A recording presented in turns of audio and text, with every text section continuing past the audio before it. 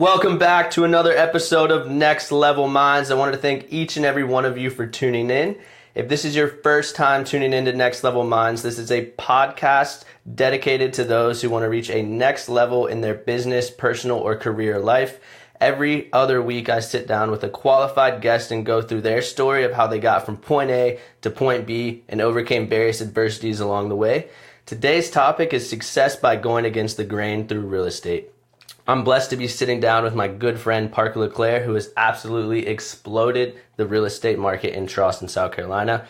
Parker has brought in over $100K in commissions, bought an income-producing property that nets $2K a month, and he is one of the top 10% real estate agents in all of Charleston. He's a very inspirational guy, but in light of all those accomplishments, he's had some pretty big failures, such as getting kicked out of high school, failing his real estate exam twice, had to work some odd jobs to keep going.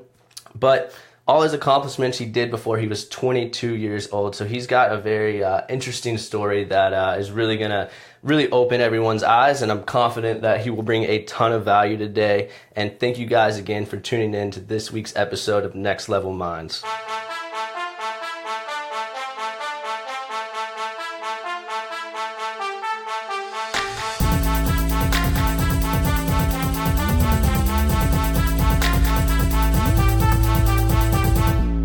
Parker, I wanted to personally thank you for taking the time to sit on the Next Level Minds podcast. I know I'm in Charleston, South Carolina right now, so thanks for letting me into your office and doing this thing. So I'm really excited. Yeah, thanks for having me, Chris. I really appreciate it, and absolutely love the pod. I'm excited to be on here. Yep, definitely. So based on that introduction that I gave earlier about some accomplishments and failures you've had, what do you want all the listeners out there to know about you? What I want the listeners to know is that I'm just a person that genuinely cares about people, helping them improve and helping them, seek out and accomplish their goals. And, whatever way I can do to help somebody, whatever value I can bring to somebody, I'm going to do it.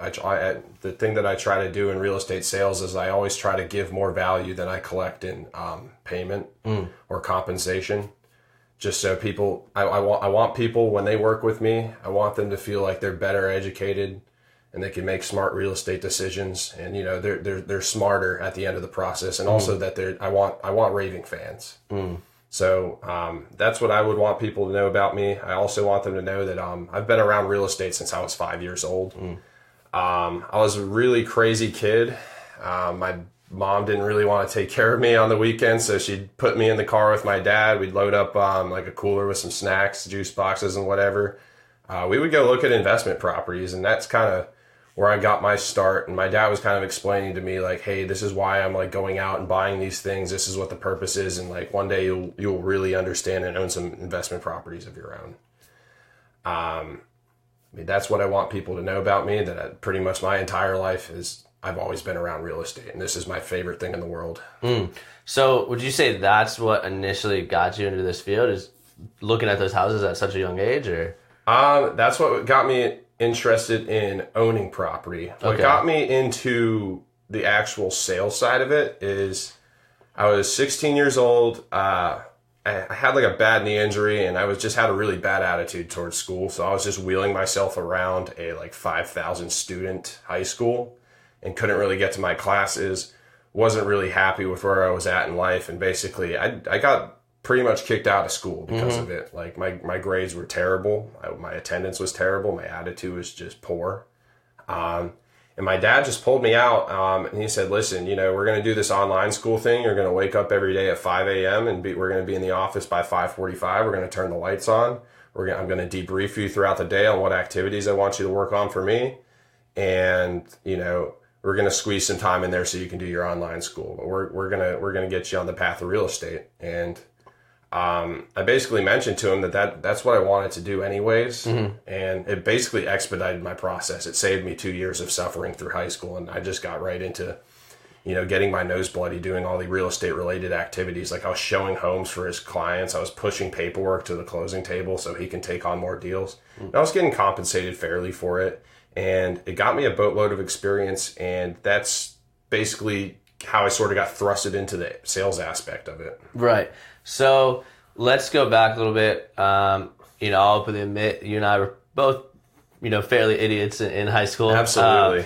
So what was like your shift of having the bad attitude to experiencing some failures to just not wanting to be there to turning that attitude more into positive light? I'm going to give all the credit to my dad because I just thought that I wasn't meant to succeed. I had a really bad outlook on life and I played the why me card all the time and blamed all my problems, made excuses and things that were completely out of my control. I would just like put all the blame on that.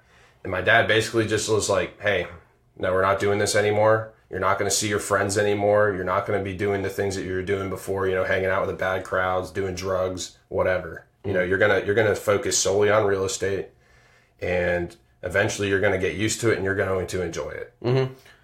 So when you had that conversation with your dad, was it, I don't want to listen to you? It was basically like... Or were you open-minded to the situation? It was basically like he wheeled me out into the car, lifted me up into the car because, I had the knee injury, and basically like slammed the door. He was really upset with me that he had to pull me out of school. And he was just, probably swore at me a few times. It was quiet for about 10 minutes. Right. Then it was like, okay, here's the plan. And you listen very closely and don't say anything. You don't have a choice. So were you experiencing at that time more of like a lack of confidence in your potential success, or? I thought that I was just meant to be like a pizza delivery guy or meant to like shovel dirt or just, do something that was, no brain activity, just something that was all manual or something. Right. And, be an employee of somebody else. That's how I always envisioned myself until, I started gaining confidence through going to the office, communicating with people, building rapport with other adults, learning how to communicate with other professionals. I mean, that was a huge thing for me. So would you say that you earned your confidence through more experience rather than just studying the craft, or? Yeah, I think with anything, I mean, you say skateboarding, basketball, surfing, whatever activity you're doing, 90% of the confidence you're going to gain is by doing the activity itself, failing at it, getting back up, dusting yourself off, and trying again. Because eventually you're going to get the repetition down. You're going to know how to do it better than anyone else. Yeah. So what advice would you have out there for somebody who, because we all go through ruts in our life, right? Absolutely. I've been through some, you've been through some, you might be going through one now, but what advice do you have out there for somebody who's in a rut and they just don't feel confident in their potential success that they can reach? I want to encourage them to just keep sight of where you want to go. Don't ever give up. Don't ever give up. I mean, there's been so many times in my first couple of years of real estate that I broke down to tears, told myself I couldn't do it anymore, that I didn't have what it takes. And I just kept saying, hey, just one more week, just one more month. Don't quit. You just squeak by this month. You're going to make something happen. So my advice is just like literally don't ever get up and don't ever give up. Don't ever be afraid to fail. Like, don't be afraid to like completely mess up and fall on your face, because most of us, listening to this podcast, we're between the age of 20 and 30. I mean, that's a pretty ripe young age. You have the time to be able to fall on your face, and falling on your face is a valuable lesson. And you're going to get back up. And the more times you fall on your face, the more knowledge and experience you're going to get, and the more confidence you will gain over time. So as long as you don't give up and continue being okay with falling on your face until like you hit that next breakthrough, you're going to make it. Right. Straight up. The dream never dies if you don't give up on it. That's so true. And I feel like, unfortunately, a lot of people out there, they do have great dreams, but they never fully finish what they're starting. And I think something that really helps, kind of piggybacking off what you mentioned, is not only having the attitude of never giving up, but also surrounding yourself with people that are pushing you. So absolutely. Your dad influenced you. I mean, even when I was at Clemson, it was a hard school. I barely got out of high school, so I didn't have the educational background to do well at Clemson. So I had to put 5 times as much effort. There was a lot of times where I just felt like quitting, but I was surrounded by people who were pushing me to like finish what I started. So absolutely. I mean, surrounding yourself with good leadership and mentorship early on, having people that are going to continue pushing you when you don't want to go any further, that's going to carry you. I wouldn't be here if I didn't have good leadership and mentorship. Straight up, I didn't do this on my own. So with mentors and leadership, that's a really big question I want to ask. I know a lot of people our age, they strive to find a mentor. Do you think that that's going out just like randomly messaging people, or does it kind of just come naturally based on experiences that you're doing? It's a combination of both. Okay. But, you know, I basically what I would encourage the listeners to do is whatever craft or whatever field you're in, go find that guy. Go find one guy that's in the position of where you want to be. Go talk to him. Ask him about his habits. What does his schedule look like? What time is he waking up? What is he doing when he when he wakes up? What is he doing right before he closes out for the day? Ask him all of his habits. Don't ask him for like any of his time or their money. Just ask him like, listen, all I want to know is your habits and, you know, what routine you're sticking to get you to where you're going, because I want to follow it. And, you know, most of the people, they're going to be flattered that you actually reached out to them, and they're going to want to help you. Yeah. Man, that's a really good point. I know one of my friends and colleagues, he was actually on the podcast earlier, Paul Day. He spoke to the CEO of Wells Fargo when he used to work there, when he was in corporate America. And the one question he asked, instead of anything about Wells Fargo, he said, what books do you read right now, and what habits are in your daily routine? Absolutely. And people laughed at him that he didn't ask anything different, but, you know, he did learn from that. So that's a really good point. Let's definitely walk through. So, like, you have this conversation with your father, you know, kind of sets you straight. What was that timeline of, was that around 16 years old that that happened? It was October 27th of 2012. I remember the exact date. Wow. So what's that timeline, kind of high-level overview from that moment to kind of maybe a year back to where you are now? Basically, from that timeline, I spent about from that October to, you know, summer of 2014, kind of working in that real estate office and doing my online schoolwork. As soon as I got the certificate of graduating, I basically knew right away where I was going. I went right down to the real estate school of Charleston, cut them a check, got enrolled immediately. I did all the steps I possibly could take. The pitfall that I kind of fell into was I got very complacent after schooling, after the real estate school. I kind of was just working odd jobs and screwing around and told myself, oh, I'll start at the beginning of the year. That's not something that I would encourage anyone to do. Because if you sit around, too often when you sit around and you have a goal you want to accomplish and you're just sitting around stewing, talking about it instead of actually putting action towards it, you're just going to continue to sit around and procrastinate and nothing's going to get done. And I literally, there's a period of about 5 months from where I finished the real estate school at Charleston to like where I was actually taking the test, just because I was just stewing around working odd jobs, not even sure if like I'd had what it took. Yeah. And I could have spent those 5 months just doing it, failing the test, and getting right back up and like eventually getting into real estate a lot sooner and then getting my nose bloody a lot sooner. So don't just sit around on your goals. Like, you got to take action towards it right now. I mean, if you just keep having meetings and conversations and, you know, just keep sitting down and thinking about it, nothing will ever get done. You actually have to get up and put tangible work in to see a result. How do you think you get over complacency? Because that's something I think we all struggle with, honestly. You just tell yourself, you know, time's going by.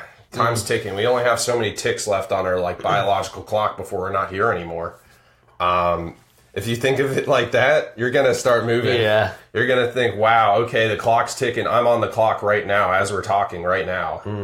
You know, I need to get my butt to work. And you can't get that time back. Yeah, you can't. No, time's the only thing that you can't purchase back. So, don't sleep in on your goals. You need to wake up. You need to go get it right now. If you want it, I mean, you got to literally put the action towards it today. You can't just keep talking to your mom and dad and say, oh, I'll get to it when I get to it, blah, blah, blah. You know, I'm just going to stay here in my comfort zone. Like, no, go out, get your nose bloody, go fail a few times because you're going to be ahead of the curve even with those failures because you already have the experience. That's so true. I think we live in a world right now of I'm going to do this, I'm going to do that, not I'm doing this, I'm doing that. So when I talk to people, hey, I'm growing this company, I'm starting this book, I'm doing this, I'm like, well, don't tell me, show me the results when you finish it because I'd like to see that.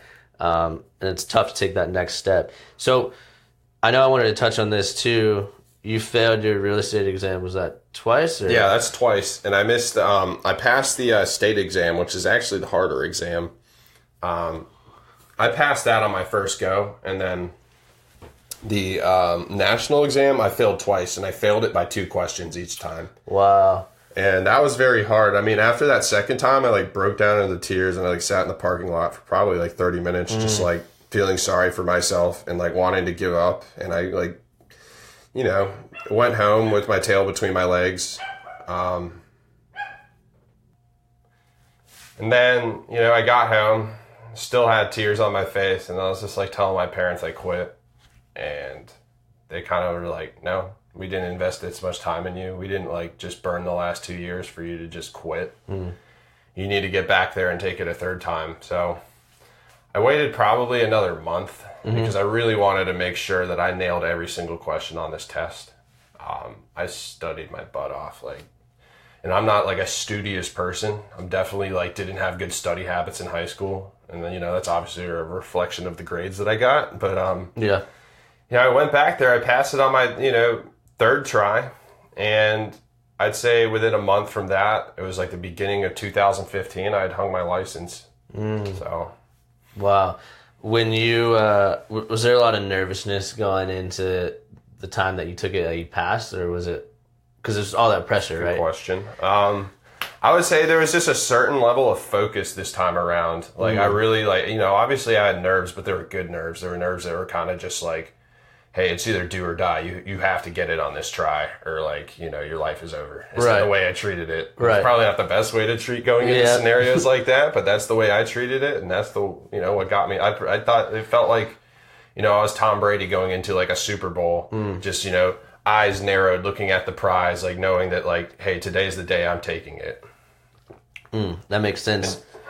What advice would you have out there for people in high pressure situations, such as not wanting to let their parents down, their wife, their husband, their girlfriend down? What advice would you have out there to handle a high stakes situation? Don't think about the failures at all. Any energy that you take and give towards that, thought is just wasted imagination. Just only envision the outcome, only envision the positive thing, because guess what? At the end of the day, as long as you do the best you can, you're still out of your control. Right. So don't waste any of your time, your energy, your efforts on what could happen if I fail.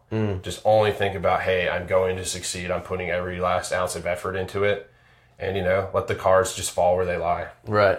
Do you have any habits or rituals that you do just to radiate that positive energy in your life? When I feel myself going into a negative mind state, I take a breath. I definitely take a breath because, as positive as we are, Chris, we're still human beings. Right. We're still gonna get into funks. We're still gonna feel down on ourselves, look down on ourselves. We're gonna have moments of insecurities. Just take a deep breath, call somebody that, can build you back up. And, just remember who you are, and, what kind of efforts, what kind of habits, and, what you bring to the table. And just like I said, take a breath, call someone, get back to that positive state as soon as you start to notice yourself slip. Because far too often I would get into a negative mindset and it would carry on for a couple of days up to a week just because of one bad thing or one bad thought. And I wasn't taking the breath. I wasn't calling anybody to talk about it with. And when you're in that kind of crappy state, you're going to make crappy decisions. So it's best just to take a breath, get it out of the way, and talk about it with somebody, anybody. Just talk about it, and then figure out how you're going to get back to the positivity again. Yeah, it's so true. Kind of vent out the negativity. I think a lot of people, and I struggle with this too. You'll vent out the negative things that are happening, and then you never take the next step of, okay, how am I going to flip from negative to positive? Exactly. So don't really hang up the negative side too much. Talk about it, get it off your chest, and then say, this is what I'm going to do to turn this into a positive situation. It's just like losing a game. There's people that, here's the thing. The difference between winners and losers is a loser will hit a wall, face a problem, and they'll put their hands up and quit. A winner will look at that wall, will look at that problem, grab their tool belt, and figure out how to fix it. They will put every last ounce of effort into fixing it. Even if it doesn't work out, that's what a winner does. They don't focus on the negatives, they focus on solutions, on how they can solve this problem. And that's the difference between every winner and every loser that I know. Yeah, so kind of having more of a solution-based mindset. Yeah, absolutely. Not focus on, okay, well, here's a big problem, and this is just going to take all my headspace. Ignore the whole problem, just focus on, okay, if I do this, this could happen and this could be a positive effect. If I do this, it could save time and we can get to the next stage and, kind of, level the playing field on this. That's so true. So I'd like to switch over and really just have more of a Q&A session. Sure. On real estate, obviously, which is your bread and butter. Your passion with real estate is out of this world. But before we do that, what would you say kind of just final advice just from the mindset failure side of things that you can give everyone out there? Just remember, it's a very long game. It's a very long game. Don't worry about, and metaphorically speaking, don't worry about winning the game on one play. Take it one step at a time, and just remember, if you don't ever give up, you won't ever lose at the end of the day. It could take you 10, 15, it could take you 30 years to get to your goal. But if you didn't ever give up on it, you'll eventually reach it. That's so true. That's so true. I just all goes back to that never give up attitude that we mentioned. It's literally earlier, just, right? You'll accomplish what you set out to accomplish if you just don't ever give up. So true. So true. Thanks for all that value, by the way. That's really awesome. So let's see, with real estate, right? I'd like to just walk through some really Q&As that, some questions that I definitely have that I'm sure a lot of the listeners out there also have. So what would you say step one, right? Let's say step one of real estate, you want to have a property. Where do you even begin? Because it's just such a big game. Well, it just depends on what you're looking for as far as if you're looking to do a long-term, like a year lease, or if you're looking for a vacation rental. For a year lease, it all just comes down to numbers. You plug it into a spreadsheet. Say you purchase a property for $70,000. The rule of thumb that my dad would used to use is, hey, if I can make $700 off of a $70,000 purchase, it works. Okay. My way of looking for properties that are, say, vacation rentals is I try to look at popular hotspots. Like, what's nearby? Is there a beach nearby? Is there somewhere that, people like to go and visit routinely in a certain, geographical area? And for me, I didn't buy this Park Circle property that I have now in the intent of Airbnb-ing it. It kind of happened on accident. I bought it for the sole purpose of it was a very affordable place to live. Park Circle is one of the most hopping neighborhoods in Charleston County.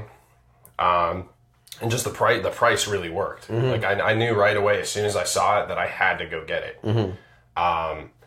And I was buying it more on the purpose of living there for 2 years and then selling it and making a big profit. And then I accidentally stumbled upon this whole Airbnb thing because I was going on vacation to like California. Right. And I opened up 9 days, just 9 days. And I had $1,000 coming in from those 9 days. And I was like, wow, that's enough to cover my expenses on the property and make a little extra money. And that's just 9 days. Yeah. Why don't I try a whole month? Yeah. Little did I know that I had to find a place to live after that. Yep.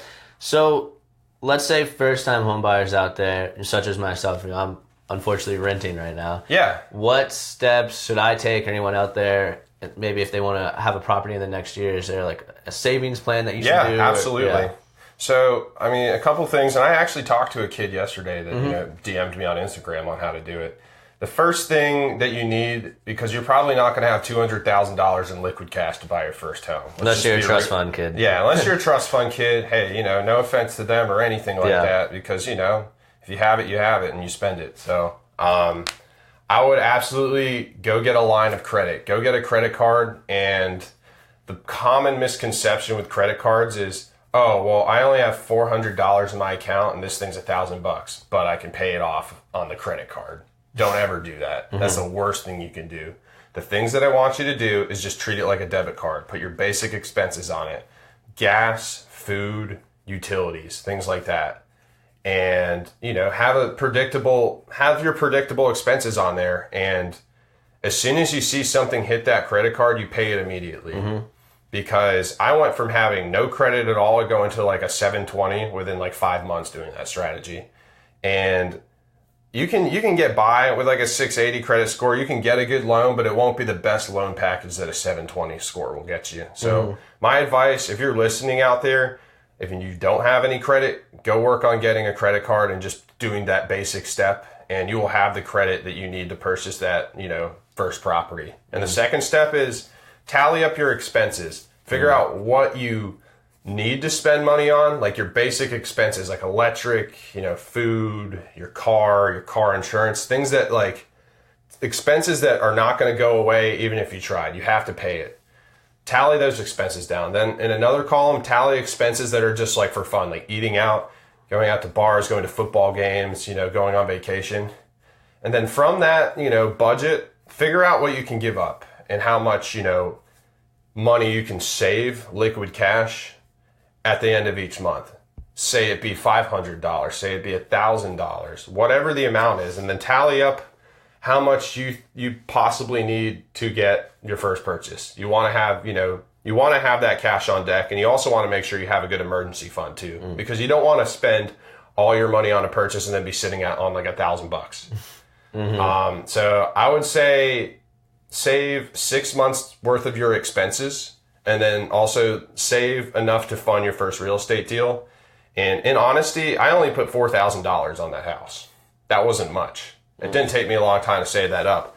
The kicker was that I wanted to do renovations right away, so I lived with my parents, saved all that money, saved every last thing. I wasn't going out. I wasn't, really doing any of the fun social things that, most people in their 20s do. I was focused on saving my money and getting that property before anyone else could get it. And if you just have a set amount that you want to save every month and you're hitting it every month, make it realistic. Don't make it so hard to reach that you're literally like sacrificing every single last thing. But there's things you could give up. Like you can give up going out to eat, and you can give up going out to the bars. So true. And you could give up a football game or two. I promise you, it's not hard. Yeah. Because if you think the end game of purchasing this property, converting it into either a rental or an Airbnb, you're going to be getting all that money back just for the sacrifices you made for that 1.5 to 2 years to save up. Right. So yeah, that's so true. And if you guys need a budget template, you can reach out to me. I have an awesome template that I made that really can put you on track to save 20 to 30%. Good man. You guys can reach out to chrischapmansc@gmail.com if you guys want that. So with the tallying up expenses, so you have, let's say, fast forward, you mentioned 6 months worth of expenses for the emergency fund. Yeah, say your expenses are like, $2,000 a month. You want to have 12 grand set aside just in case like the world fell apart, you lost your job, you'd be able to stay afloat for 6 months. So let's fast forward. So you have, what would you say like an average, I mean, it's going to be a crazy answer, but average kind of first home that people should look for price-wise? I like the 200,000 and under mark because you're not exactly sacrificing quality of life, and you still get a great property. I mean, anything under that is usually going to be in a rough area. Like you're either going to sacrifice having a rough house or having a rough area. And $200,000 is kind of that happy medium in most markets. Now, say Los Angeles, you couldn't find anything there. But say like even Charleston, like there's great options for 200,000 and under. Like you look at Westcott Plantation, that's a place where people like to raise their kids. And that would be a good long-term rental purchase. Like if you say put 3% down on 200,000, that's like $6,000 that you need to come up with, plus your closing costs. If you have a good agent, they can get it covered for you. Go ahead. So let's say you have, fast forward now, you've done the diligence, you have 6 months of expenses built up. You find a $200,000 home. You have the 3%, the 6%, was that? I mean, you could do 3%, or would you say like 5? Or I usually like to put 5. It's just whatever. It's just keep in mind that the more you put down, the less your monthly payment's going to be. Gotcha. So find that happy medium where you're comfortable making the payments each month, and that you're not like hemorrhaging all your cash. Gotcha. So let's say you have that money built up. You're like, okay, I'm gonna get a $200,000 house. What's kind of the first step that you take of finding the property to purchase? Ask yourself what kind of quality of life you want. Do you want something that's going to be more of something that is like close to the city that may not be a desirable area but is a great proximity, could be a really great vacation rental, or do you want something that's for like your wife, your kids, and like a quality neighborhood where you can raise a family? For me, my first purchase was not about that. My first purchase was just finding something that I could capitalize on quickly. And this purchase I'm doing now is more along the lines of, hey, I want to have a family one day and I want to feel safe. Right. So with properties, let's say you find, 5 that's equivalent to your quality of life that you want. Yeah. What steps are you taking now to get financing for this property? You're going to want to contact, I don't like going through my banks just because local lenders usually can beat the banks and the turnaround time is way quicker. So find a really good local lender. Find like 3 that you can shop around with. Figure out who offers the lowest closing costs and the best interest rates. And that's really whoever offers both of those is going to be the one you're going to want to go with. And make sure, you talk to them about, hey, what's your turnaround time for most of your loans? And you want to make sure you have a good turnaround time, because there's been times where if you don't hit that closing date and you're past your 5-day business extension, the seller's not going to want to close, and you may lose that property, and you may lose your money that you put into an inspection and an appraisal. So make sure that you have a lender that can close it out in time. That makes sense. So right now we have go get a line of credit, put your basic expenses on there, obviously pay that off. Create a budget, tallying up your fixed and variable expenses. This will help you save for that down payment and the emergency fund. Then we have step 3, ask yourself what quality of life you want. Step 4 is have that local lender. Usually look for the low closing costs and best interest rates. So you're there, you have the lender. Now, is there a step 5 in that, like that people should be aware about? I mean, basically the way that it works is as soon as you want to buy a house, you go to that lender right away. Okay. Before you even start looking for houses, because you don't want to put the buggy in front of the horse and say, like, you're shopping for a house, you find one you really like, but you don't have an approval letter. You can't purchase that house, and somebody else swoops in and takes it. Guess what? You're heartbroken. If you go ahead and take the steps with the lender before you go home shopping, then as soon as you find that house, you can write that offer right there on the spot, and it gives you. I mean, no seller is going to take you seriously without having a pre-approval letter from either a bank or a lender. Okay. How long does that pre-approval letter last for? It could be any certain amount of time. Okay. I mean, usually for me, most of them just last for 90 days because they want to lock the rate up for that long just in case any contingencies happen. And just keep in mind, there's certain steps you can take to get approved for a better amount, raise your credit score to get a lower interest rate. Things like that. I mean, there's certain steps that a lender will be able to tell you to do. And in a couple of months, if you're not at that purchasing price that you want right away, ask the lender the steps that you need to take in order to get there. And they will coach you. And really, it's usually simple fixes that you didn't even think of that will get you there in a couple of months. Okay. So those are definitely some really good steps to get your first property. Now, let's say there's people out there who want to get more into the rental side of things or the Airbnb route. What kind of steps and walkthroughs can you tell everyone about? So if you're looking to purchase an Airbnb property, but you're not going to ever live in it first, you're going to need about 20% down to purchase it. Okay. So you kind of have to take my savings strategy and sort of accelerate it a little bit. If you're looking for a nice house to live in, the thing you can do is you can buy that property with 3% down, live in it for 6 months, and then convert it into an Airbnb and not have to put that whole 20% down. That's kind of a loophole of getting an investment property without having to put 20% down. How long did you say you had to live there? 6 months. Okay, that's it? Yeah. Oh, wow. So that's a good loophole. I was wondering about that because, I eventually want to get into the rental game. But that's a really good loophole that... Absolutely. And cool. Keep in mind, rates usually, right now they've gone down since I purchased that property. I just refinanced. I probably dropped my payment by $100 and saved about $25,000 over the life of paying off that loan.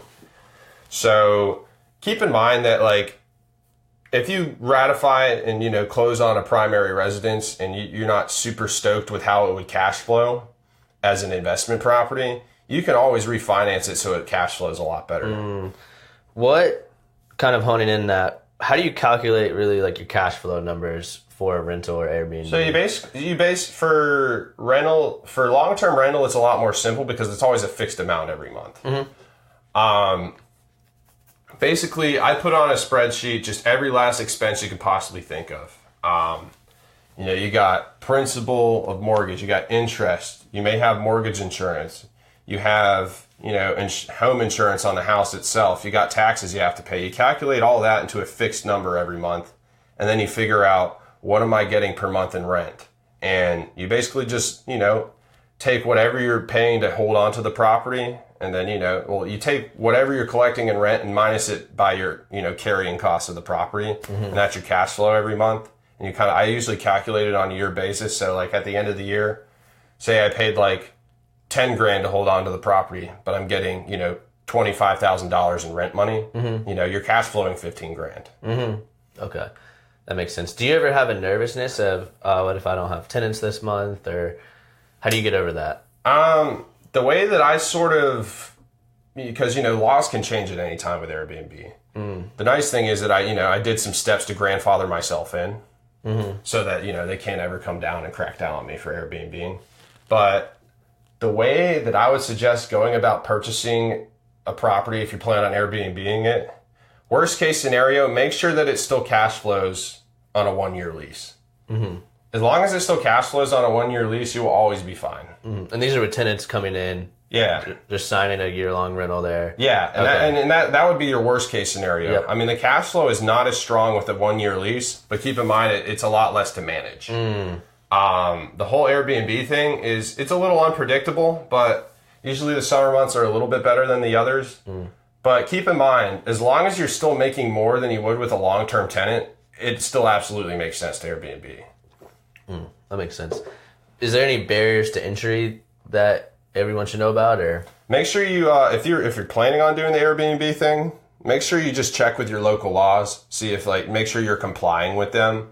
Go get a business license. If you need it. I certainly went out and got one just so if they decide to enact any laws on Airbnb, I'll have my business license. It's already grandfathered in as Airbnb, so I'm good. Yeah. Okay. Gotcha. Do you have a property manager that runs your Airbnb for you, or? No, it's just since I only have one right now, it's very, very easy to manage. I just have somebody that I pay, and keep in mind, you charge your guests the cleaning fee, so you don't ever come out of pocket on your cash flow. Yeah. So basically, I pay my cleaners $30. I charge my guests $30 per booking. Yeah. Not say per day, it's just per booking. Like say they stay there 3 days, they just still have to pay me an extra $30 to pay my cleaner. And I'll pay them, they go out there, they turn it over for me. Gotcha. So with risk and reward, I know there's like the constant battle of rent or buy. There are thousands of articles on there. Yeah. And I know you walked through that on Facebook. Yep. About a couple months ago, and that really spoke with me. Would you mind kind of walking through that, more of like a compare and contrast like you did? Sure. So say you're just staying somewhere for maybe like 6 months to a year, maybe 2 years, and you're not really sure you want to settle down there. I mean, the nice thing about renting is that you're not tied into that property for good. Or like you don't have to go out and sell it. You're flexible. The bad thing about renting is like literally every single dime you put into it goes down the toilet. You never see it again. You never get a return back on it. The thing about it is with purchasing properties, even if you're purchasing at a peak of a market, over the 10-year cycle or over each market cycle, we always hit a new high. So even if, say, you bought a property 1 year, the next year the market crashes, if you can still cash flow with a long-term tenant, I would just hold on to it because you're still going to make a little bit of money each month. You still have something that's paying for itself and building your net worth. And over that 10-year cycle, you're going to hit a new high sales price and you'll be able to sell it and make money. That's what I would suggest for people over getting over their fear of buying or versus renting. But if you're not tied into an area, if you're not sold that you're going to be living there for longer than a year, don't go buy it. Don't go out and buy a property unless like it's a good investment property that would cash flow, as a rental, even if you left and you didn't, it wasn't going to be a big headache. Yeah. If you want to stay in a community and build your life around it, go out and buy real estate immediately. And I encourage people, even at any point in the market, you should be buying real estate because there's always going to be opportunities, no matter what stage in the market we are in. I mean, homes get sold every single day. Deals happen every day. You want to be on the end of catching that deal. And so the whole talk of like recession and everything, I get people's fears about that. We all grew up kind of like watching our parents struggle through the 07, 08 crash. This time around, it's residentially driven, and the mortgage companies, they're getting their money back because the majority of these properties that people are purchasing are roofs that are over their head, so they're more inclined to pay for it. What I saw in '07 and '08 is people were like putting like 1% down on like a beachfront property that they weren't even living in. And when the banks weren't getting their money back, they didn't really care because they weren't living there. It didn't matter to them. They weren't going homeless. They just had to claim bankruptcy. So that's the difference between why the market crashed last time and why the market we're in now is extremely healthy, is because they put more rules into place. Like it's not nearly as easy to be able to go out and purchase a home as it was in '07, '08. All you had to do was walk into a bank and say, oh, I make this much. I don't need to prove it to you guys. I'm just telling you I make this much. And they'd hand you a mortgage for $1 million property. Absurd. And then banks weren't getting their money back. And if they're not getting their money back, there's no money to loan to other people. Yeah. Yeah, that's a really good point. So for my example, I'm in Charlotte, and I really only want to stay there for like 4 or 5 years. Do you suggest getting a property and then cashing out on it real quick, or kind of still going the route? What I would suggest is find a property that you could live in and build equity, because 5 years is still a long time. Right. Find a property that you and your girlfriend, girlfriend Jacqueline, feel comfortable moving into and staying there for 5 years, and then run the numbers on it. Before you purchase it, run the numbers on what the rents are going for, because rents are going to continue to climb no matter what, because the population grows every day and the spots decrease because more people are claiming them. Yeah. So as long as you can cash flow, like as long as what you're paying per month on this property is less than what you could get in rent, you should definitely go out and buy that property, because rents just are not going to go down. Right. They're just going to keep going And up. Over a 5 year span, first of all, the property value is going to go up. Second of all, if you wanted to just up and move, you have a cash flow castle that's, putting residual income back into your account every month and building your net worth.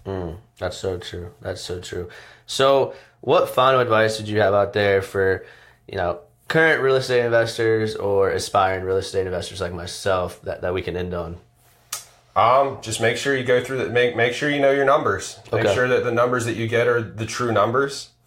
And be patient with your purchase. Don't go out and just rush and go buy the first shiny thing you see. It took me almost a year to buy my first property. Wow. I was very patient. I went into escrow a couple of times, saw some things I didn't like on an inspection report, and would back out. Just because, I wasn't afraid to lose a tiny bit of money instead of, being stuck with something that wasn't going to make me money. So don't be afraid to be patient and look for that perfect property, because like I said, deals happen every day. And as long as you're prepared, you got your pre-approval letter, you're out there looking actively, that deal's going to drop right into your lap. That's so true. That's so true. Where can everyone connect with you if they have any more questions? Connect with me on Facebook. It's just my full name, Parker Robert LeClaire. I'm most active on there. You can also find me on Instagram. I believe my handle is just my full name, and I'm sure Chris will leave it in the podcast video as well. So the best way to connect to me is either by, if you want to ever even call me, I'll leave my personal cell here. It's 843-814-0710. I always pick up the phone. I'm always in front of it. The 3 best ways is just by a phone call or text, by Facebook, or by Instagram. Okay, awesome. Well, thanks again for sitting down with me. This is awesome. You really, shared a lot of your value, and I'm sure everyone got a lot from it. So sure. Thank you again. And listeners out there, thanks again for tuning in to this week's episode of Next Level Minds. Parker really brought the heat today. Just to reiterate, from the mindset side of things, he's gone through some failures, and I firmly believe how he got out of that was always just having that attitude of never give up. So I want to encourage everyone out there to keep that attitude, whatever they're doing in their daily lives. And then from a real estate side of things, once again, going through those steps, go get a line of credit, tally up your expenses, make sure to monitor those on a budget, ask yourself what quality of life you want, find a local lender, and then lastly, just have patience in your real estate investing. And once again, thank you guys for tuning in. As we like to say here at Next Level Minds, your mindset is your greatest weapon for the battle of success.